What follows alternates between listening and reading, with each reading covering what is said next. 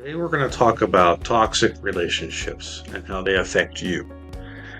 Now, this is one of those personal experiences that I've been through, and I think I'm going to be able to help you today.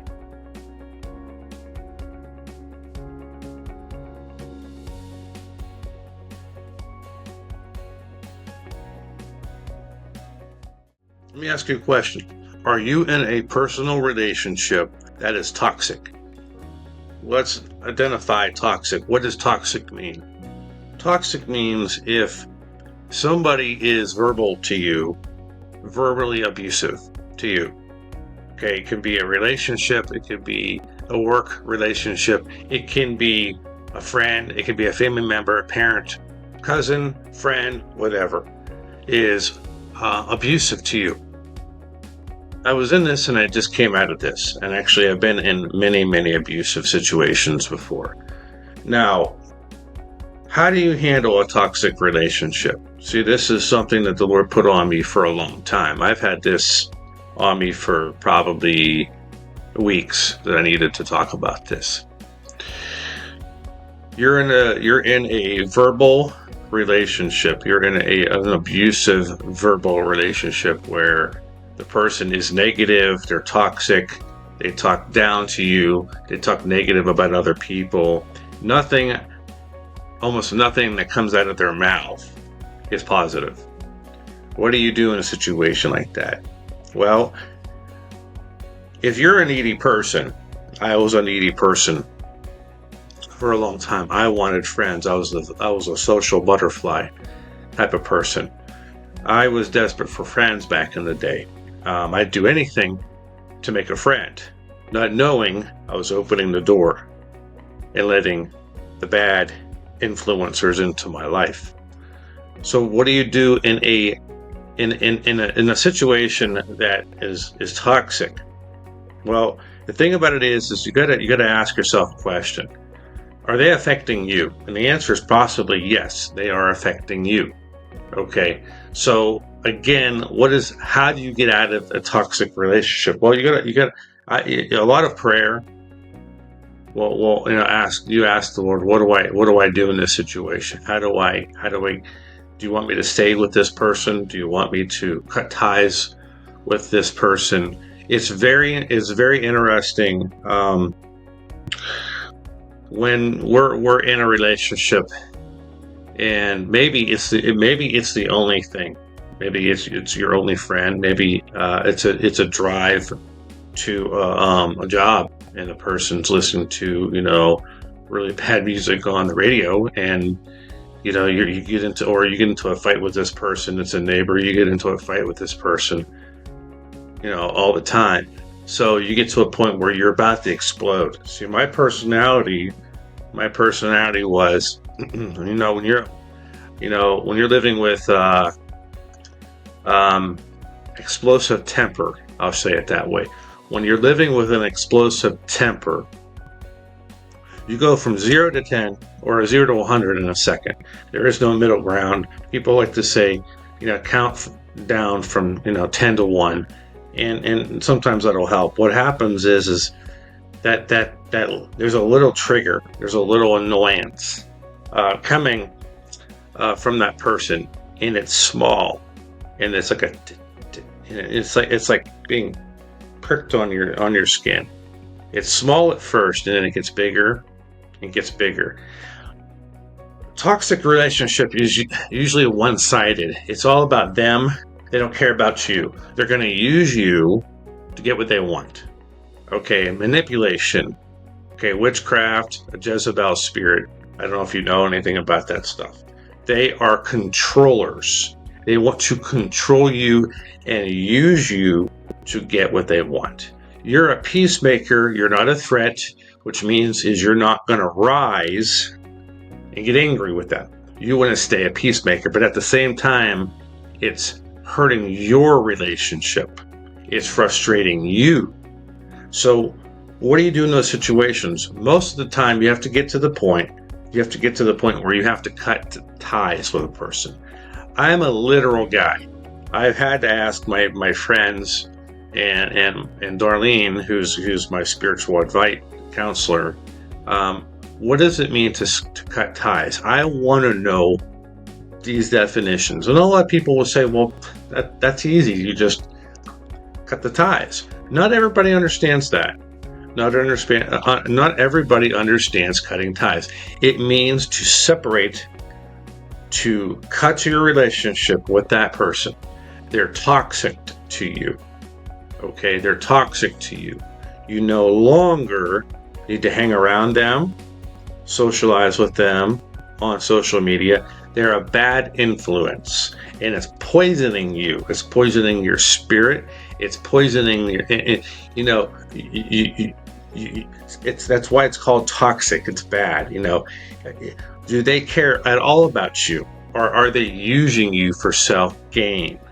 That's the question. Are they using you for self-gain, to make them famous, or make them money, or to give them friends? Are they going to use you, and are they using other people to do the same thing? And that's something that you really need to ask questions about. And so, I just came out of a relationship where this happened. I'm not going to name names, of course, but it's not easy, and it always ends up. You always end up grieving through it. It can be a job loss. It could be a boss. It can be, like I said, a friend. But are they helping? Are they helping you? Are they helping you spiritually grow in a positive way? Are they complaining about every single thing when you're around them? Is there any positive outcome to what they say? What kind of music are they listening to? Bad habits? Are they putting other people down? Are they making fun of other people? Are they mocking other people while you're around to get your reaction? And it's wrong. And it's like, this person's wrong. I got to get out of this. But, I've known this person for 20 years. So, I don't want to end a relationship. Well, here's the thing. Maybe God will, in order to blossom. I learned this the other day, and it's come up. That's even in the Bible. You got to prune the shrub. Okay. In order to grow and get successful and be better at what you are at now, you have to prune the shrub. Pruning the shrub, an example, pruning the shrub means if you are hanging out with the wrong crowd, the wrong person, and they're not going anywhere but staying in the same place day after day, week after week, and they're not going anywhere, you don't see a future with them. Your relationship with them is, I've been with them for so many years, and why would I change now? Well, my question is are they affecting your health? Are they affecting what you do in a daily life? Are they helping you, or are they hurting you? That's the question. Are they helping you, or are they hurting you? Are they using you for self-gain? And maybe you need to cut the ties with them. In order to blossom, in order to get to the next level in life, you have to leave and go. You have to get out. You have to leave home. You have to leave your situation. This, I was going to make this a two-parter, but I'm feeling to intertwine this right now to help you. It also has to do, with a marriage, or a job situation, really. If you're in a bad marriage and you've been abused and neglected, it's time to go. And you're saying, I don't want to do that. I don't want to do that. Okay, stay in the relationship that you're at now and see what happens. I was divorced. I got divorced. It was not fun. It was one of the hardest things, other than my mother dying, that I had to deal with. Okay. I knew we were unequally yoked. It wasn't working anymore. Okay. Was it her fault and my fault? Actually, both. We both separated. Okay. But I had to go. In order for me or her to blossom, we had to separate. And sometimes there is a season of separation that you have to go through, because God has something better for you to do. And the only way you're going to succeed is this: if you part ties with that person.